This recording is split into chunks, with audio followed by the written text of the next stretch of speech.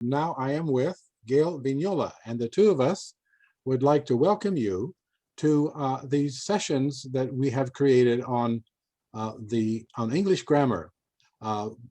This is for people all around the world who are highly advanced. I'd have to say that you must be fairly highly advanced in order to even understand what I'm telling you right now.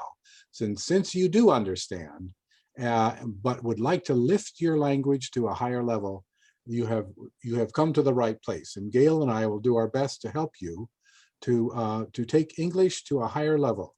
So, Gail, why don't you introduce yourself and give us a little idea of who you are and what you're doing and whatnot.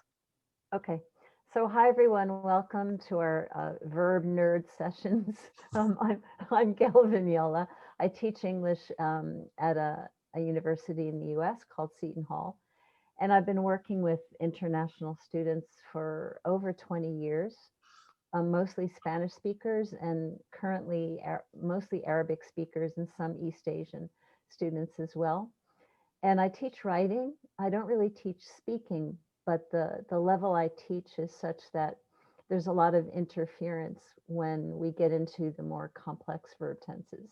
And Mhm. that's why we're here tonight. So Okay, welcome. thank you. All right, so what I'd like to do then is to take you to a few visuals that we can, with which we can talk about some sticky points of the grammar of English. I'll just to quickly let you know, I have a PhD from UCLA in Turkish, and I taught the Turkish language, Ottoman and the cultural history of the Turks at UCLA and at the University of Pennsylvania for 14 years. And then since then, I have been at at the UC Berkeley Extension teaching courses that relate to English as a second language.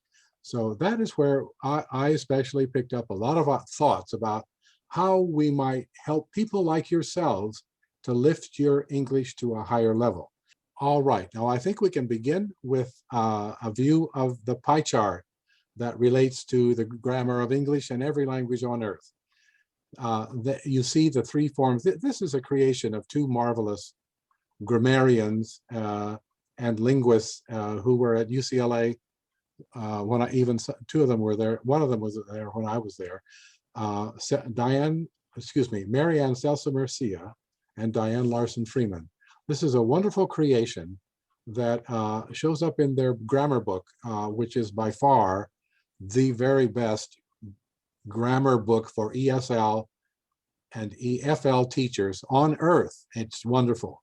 Anyhow, this comes from there, and it shows the underlying foundation for language learning. Many of you have taken many courses. I know that from my experience with students at Berkeley. You might have had 10 or more years of English in your education, and I'm quite sure I can count on your having had an emphasis on form, and that's understandable. The form, what's the form? So that would be the name of the tense. And we're talking about verbs, which, as I may have mentioned, and we will be focusing on extensively in these sessions. What's the name of the tense? Well, let's say present perfect. The present perfect tense. We're going to look at that a bit tonight.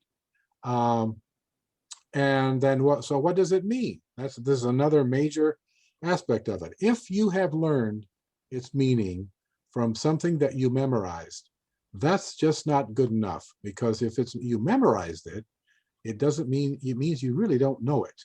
And what we would like to do is to dig into the mentality of English speakers, of native speakers of English, when they use a verb form like this, and to say, what does it really mean? And then we'll test this now, what it means, in our discussion of the usage of that form. So please plug this pie chart into your mind. You can go any way you want, counterclockwise or clockwise. In any event, tuck it into your brain and leave it there for anything that you would like to learn. Okay, so. All right, Gail, here we are again. And do you have anything to add about the pie chart? No, not really concretely, just as I teach verbs, this tense that we're going to talk about, the students who don't have that in their own language struggle with it more for obvious reasons. Mhm. So the Romance languages, my Italian students, my French speaking students, Spanish speakers, they all know this innately like we do because they've internalized it since they were kids. But speakers of Arabic, Chinese, Turkish, perhaps you would know better than me, don't have that pie chart in their head for these Yes. verbs. Mhm. Yeah, the verb, I just mentioned Turkish briefly for a minute on that. The Turks don't have it's the concept of the perfect, which means perfected, and that just means completed. It doesn't mean that it's very high quality. It's let's go to another share screen here to talk so we can emphasize what we're talking about. All right, so this first of all, I would like you to consider getting this book. I wrote this a few years ago, and it is about the English verbs, obviously, and they're vibrant. So what's vibrant about the English verbs? Well, they're everywhere in the language. You really cannot form any sentence in any language. Uh, now, as soon as I say that, I'm going to say, well, you can say hi. All right, now is that a sentence? I don't know. But basically, human communication consists of sentences, and in each sentence, there is a verb. And it is vibrant in the sense that it controls the almost all the grammar of the rest of the sentence. And so you can see I also am interested in looking at meaning and usage. So please get this book. You can get it online. It's quite inexpensive, or you can get it as a hard copy. Okay, so let's go now to the present perfect tense, which is okay. You're going to see that I have put this into the three different pillars that we just mentioned. This timeline deals with form and meaning. All right, so we know its form. It's called the present perfect tense. Now, what does that mean? Well, actually, it doesn't mean much of anything because it's not English at all. All three of these words are from Latin, and that's not a criticism. It's just that we don't speak Latin, and Latin is not really in our deeper understanding of the grammar. What is the deep understanding? It's Anglo-Saxon, it's Germanic. The Anglo-Saxon underpinnings drive all of the grammar, almost 100% of the grammar uh, in the English language. Now we use these phrases because they are part of obviously the powerful heritage and history of Latin through French. Basically, we learned so much of our vocabulary that way. All right, so when you see perfect, what does that mean? Perfect. Oh, it's really good quality. No, that's not the case at all. It means perfected. It means completed. That's the concept to keep in mind with the word perfect. Now, so this is present, right? So present, okay, what does that mean? Well, it usually means the present time. However, even there, it's ambiguous and confusing. This is the word you want. This is now. This is English. And so do keep in mind that when we talk about the present perfect tense, we're talking about now, as well as the past, and also some of the future. That is why this particular tense is really troublesome to lots of learners. Let's just go ahead a bit for this. Gail, I'll just ask you this question if you don't mind. We're walking into an office environment, and I'll say, have you eaten breakfast yet? Okay, and what could you say? No, I haven't. Okay, thank you. You did it exactly right. No, I haven't. Notice what she did. I said, have you eaten? And she said, no, I haven't, meaning no, I have not eaten breakfast yet. She basically answered the question in the same tense that I presented in the question. And that's really the best way to speak this language. If you don't say, try not to say, so if I say, have you eaten yet? try not to say, I eat at 8 o'clock this morning, because that doesn't make any sense. It's not even possible. I eat. There are lots of languages who have only one verb in play for really almost all verbs. That's Chinese, which is a massive language, as you know, including many other spin-off languages from it.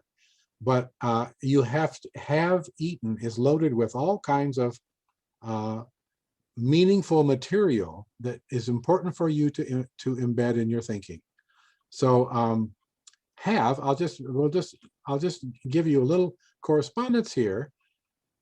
This word present, which is, we'll think of it as now, is reflected in the word have. Have doesn't mean it's normal have, meaning I have 5 books on the table. Not at all. This is called an auxiliary verb, and auxiliaries are absolutely crucial for gaining mastery of English. And there's another part to it. Here's the verb eat, but then there's an en ending, en. That shows it's past. So it's both present and past. And not only that, it's open to the future. So have you eaten breakfast yet? It shows up in this X here. Before now, sometime earlier this morning, did you have a chance to eat breakfast? And at this time in the past, this door was closed, because there's nothing there for now, for the present moment, to deal with. It would have been in the past if you ate breakfast earlier this morning. But I'm asking you right now this question: have you eaten breakfast? So now you can open the door, and you can open the door to the possibility of future action. And that is exactly what this tense does. It's all 3. And I think that's a major confusion for a lot of people around the world. It's not just past, it's not just present, and it does often, very strongly even, often imply the future. So please try to think of this as a framework of meaning, and try to embed that in your mind, and embrace the auxiliaries, because they are all over this language. Okay. Gail, would you like to add something more to this at this point? No, I think I'm good. I have an example, a great example of this in the past, but I think we'll do that later if we have time. Okay, fine. So let's go now to usage. Right. So have you eaten breakfast yet?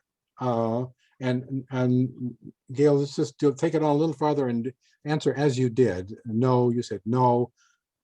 No, I haven't. What did you say? No, I haven't. No, I haven't. Now notice she said no, I haven't. She didn't say no, I haven't eaten. She said no, I haven't, but she took the auxiliary and gave it a lot of power, because it goes with the negative, which is have not, and it assumes this participle, this past participle. No, I haven't. She could have also said no, I haven't eaten. Okay, so then I go back and say, well, I know a really good breakfast spot that we could walk to. I have had breakfast there many times. And then you say, sounds good.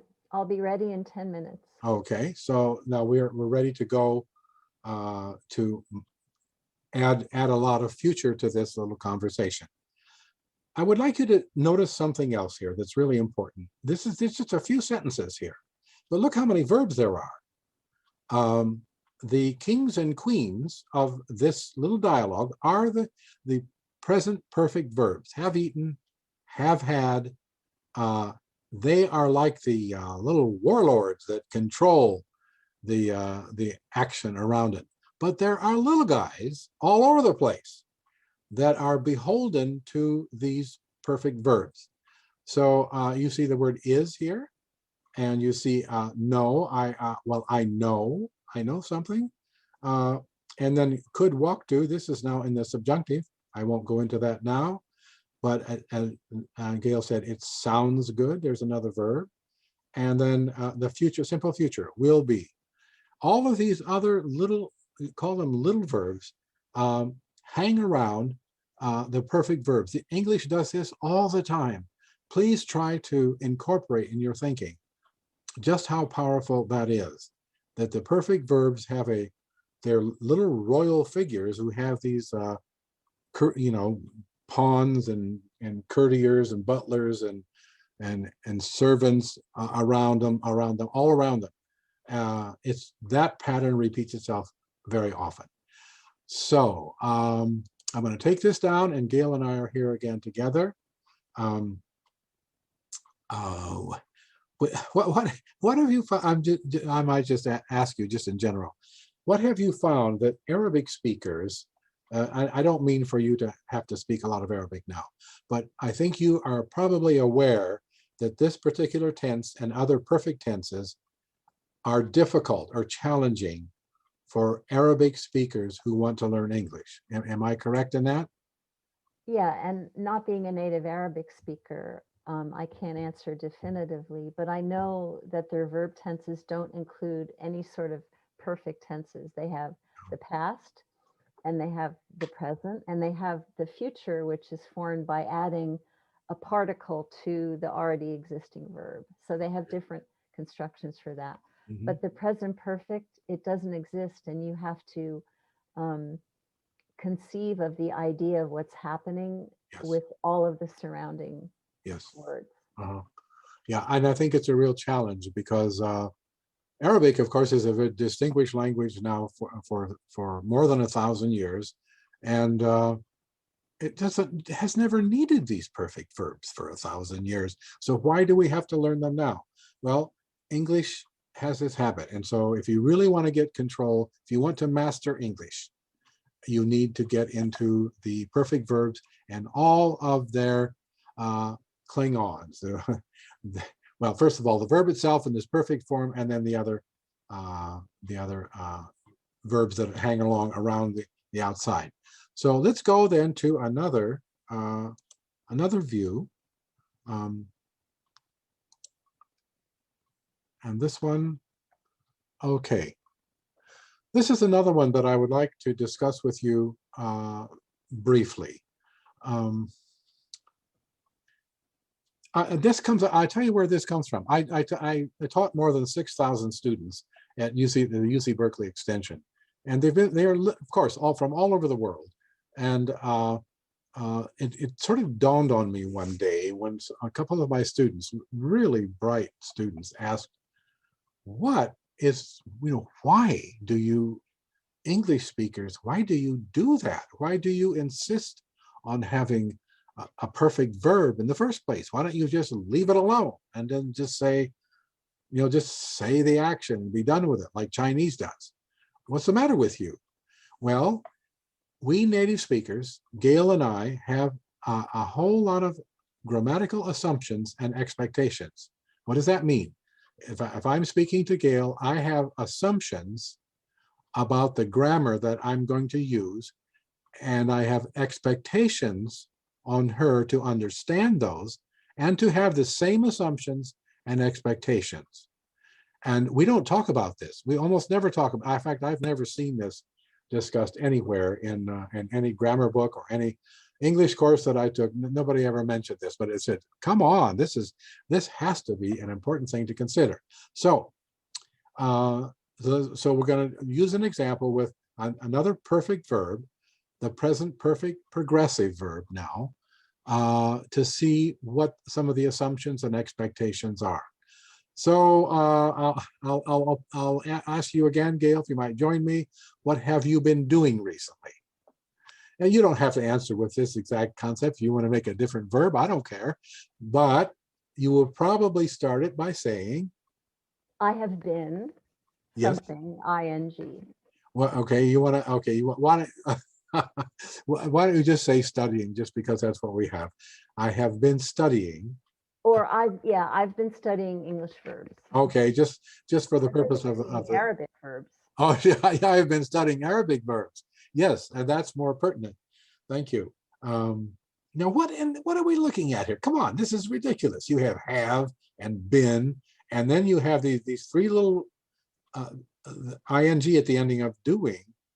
All of that goes into the framework of understanding about the question I'm asking her. Have is the present. That shows up here, the present.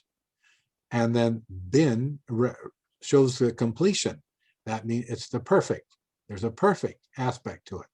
But there is an ongoing action into this. Doing, that the ing shows the progressive aspect of this question. All of that goes into play. Gail and I both assume that, and we expect each other to understand that. What does that mean? It means that we both know that this action was completed by now, that it was completed by now. That's important to remember. And that, however, it took place in the past, and that it involves ongoing action that could continue on into the future. So all of this, please try to internalize this A&E, the assumptions and expectations that native speakers of English have when they speak, when they say anything for that matter. Okay, now this would be an incorrect dialogue. So I'll pick on you again, Gail. What have you been doing recently? And you say, I study English verbs. okay, now what happens there? This is completely wrong, by the way. You can't say that in order to be good English. I mean, it's understandable because we do have the action there. Gail, you were about to say. It hurt to say it that way. Okay, it hurts. Oh my, it hurts to say that. Actually, that. Thank you for saying that, because all of you other learners of English around the world, listen to what Gail said. It hurts. It just felt wrong. We just know immediately that it's wrong. Now there is in a completely different understanding. This could be a good English sentence. You know, if I said, for example, what do you do every day? Well, I study English verbs. That would be an acceptable use of the present tense, the simple present, used in a habitual way. But that's not at all what I ask her. These other auxiliaries make a scaffolding for a completely different understanding. And so in this case, the listener understands none of these, none of the A&E, the assumptions and expectations, and B's answer is a completely different use of the simple tense. So, okay, so I think please try to incorporate this thinking in your mind. What are the assumptions? When I'm speaking with a native speaker of English, what are they assuming and expecting from me to participate in a good English dialogue? That's what we are after in all of this. So, okay, here we are back again. Gail, do you have anything more you'd like to add to this quick introduction? Yeah, I just have a good example of this. I was speaking with a student from Syria last week, and he said, this is what he said: I lived in Syria my whole life. I lived in Syria my whole life. So that's the simple past. So what would you assume, and all of you watching, what would you assume from that sentence? What could you assume about what's going on? And then I'll tell you what he really meant, but he didn't say it because he didn't know how to say it in English. Yes, okay. Well, you know, I have an answer, but I don't want to steal your thunder. So what would you say that a lot of people are thinking when you speak that way? Well, I would assume, if I didn't know better, that he's not living there anymore, that he no longer lives in Syria, because he said, I lived in Syria That's my right. whole life. My assumption would be, I don't live there anymore. Yes, exactly. You're absolutely right. But he No. actually still lives in Syria. Yes, let's take that sentence very quickly. We could say, I lived in Syria, what do you say, for all my life? My I whole life. lived, all right. So the simple past, which we will come to in future sessions, the simple past simply is just, it's simple. It means it took place in the past, and that's the end of the story. There's nothing more to it. There's no follow-up to the present. If you say, I lived in the past, well, so you might be thinking, well, since until what, until when, until the year 2000 or something, but you know, that might be a further conversation. That is not the intent of, that's not probably what he means. He probably means to say, something like I have been living in Syria all my life, or I have lived, that would work too. I have lived in Syria my whole life, because those both bring in the possibility of the present moment with the potential for the future. So, okay, thank you very much. What more would you like to add? Words of wisdom for our folks around the world. Um, just you have to get inside our heads and assume and expect the way that we do. And the only way to do that is to practice a lot, Yes. listen to Americans speak, watch TV shows where there's casual conversation, and ask Americans, Yes. just ask them, does this sound right? When you write something, does this look right? Okay. That's my best advice for now. That's excellent. I want to pick up on that last bit that Gail just said. Ask us. We have a lot of jerks in this country, the USA, but we have a lot of fine people as well. And there are a lot, and especially it's kind of a norm that we're friendly people, we're sociable. You can, you even go up to strangers and you can say things like, um, um, I'm learning English, and would you mind helping me? Excuse me with an example I'd like to give you, and do exactly what Gail said. Did what I say, is that correct English or not? And if not, what would be better English?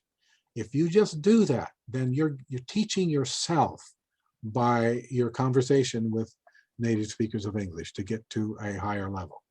So thank you very much for joining us on this session. It's there will be many more. This is the first one.